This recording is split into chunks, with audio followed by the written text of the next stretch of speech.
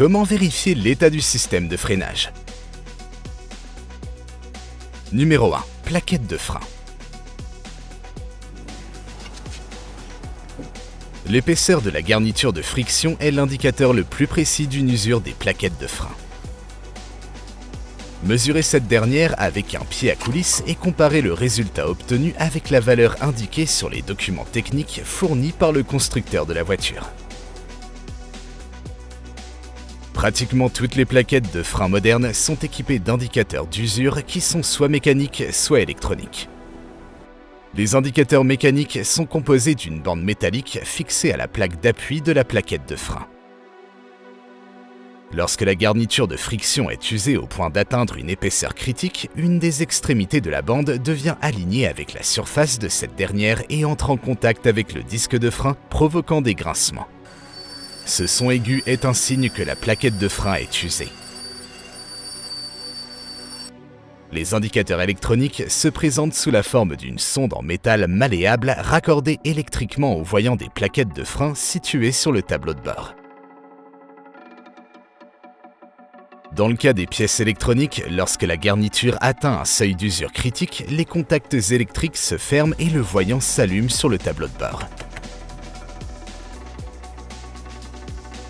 Il existe deux types d'indicateurs d'usure électroniques.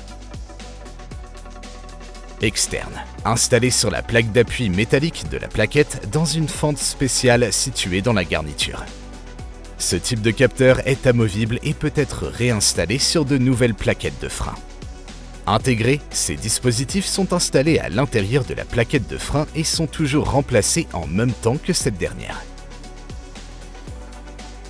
De nombreux fabricants recommandent même de remplacer les capteurs électroniques externes en même temps que les plaquettes.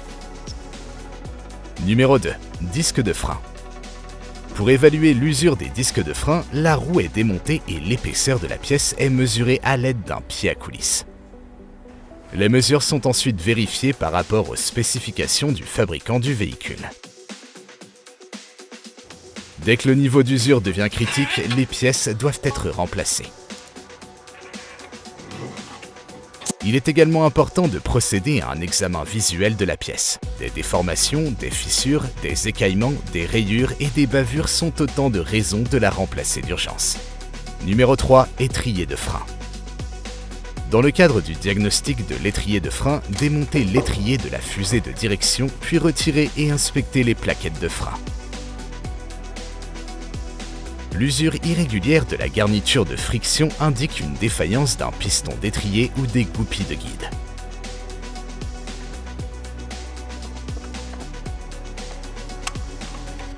Lors du démontage, veillez à vérifier l'état d'usure des joints et des composants métalliques.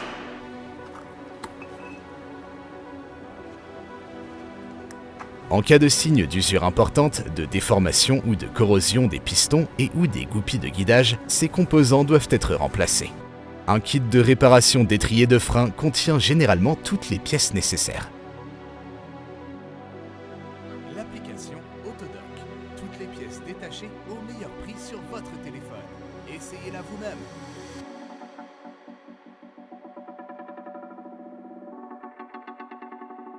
Si les pièces sont en bon état, procédez à un nettoyage des salissures et appliquez une graisse spéciale sur la surface.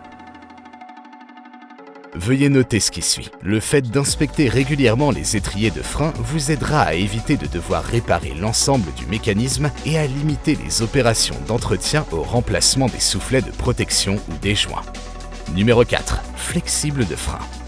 Inspectez soigneusement les flexibles de frein afin d'identifier toute trace de fissure, de fendage, d'usure et de gonflement. Un flexible défectueux peut être à l'origine de fuite du liquide de frein et d'une défaillance du système de freinage. Le composant endommagé doit être remplacé le plus rapidement possible afin d'éviter toute fuite du liquide de frein.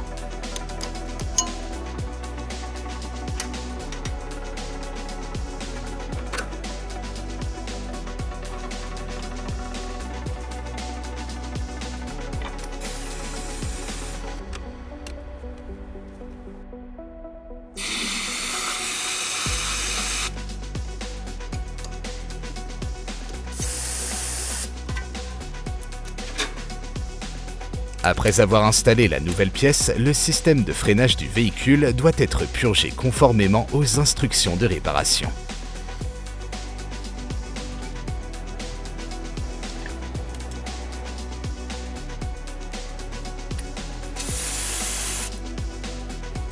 Numéro 5. Liquide de frein.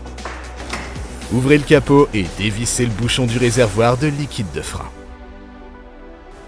Le réservoir contient des repères indiquant la quantité minimale et maximale de liquide de frein. Vérifiez que le niveau du liquide se situe dans les limites spécifiées.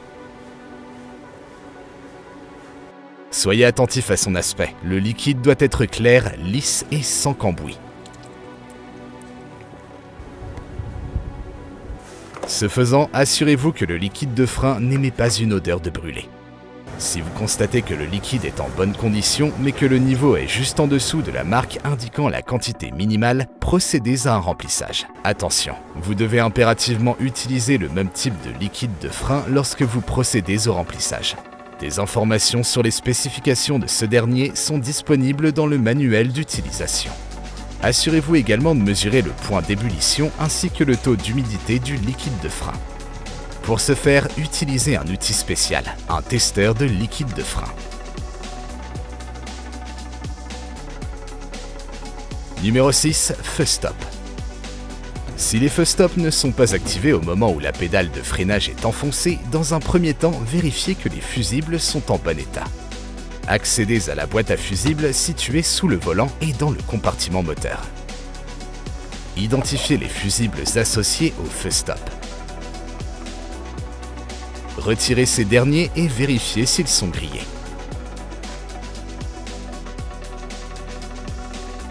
Si nécessaire, installez de nouveaux fusibles.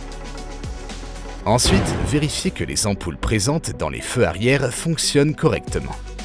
Pour cela, il peut être nécessaire d'ouvrir le coffre et de retirer les feux arrière.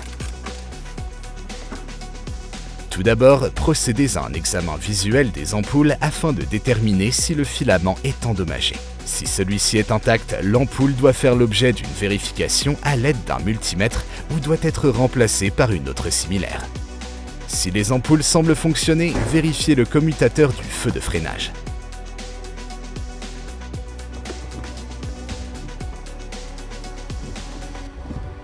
Un commutateur cassé peut être dû à une oxydation des contacts, à de la corrosion ou à des contacts brûlés. Dans ce cas, il est nécessaire de retirer la pièce et de nettoyer les contacts.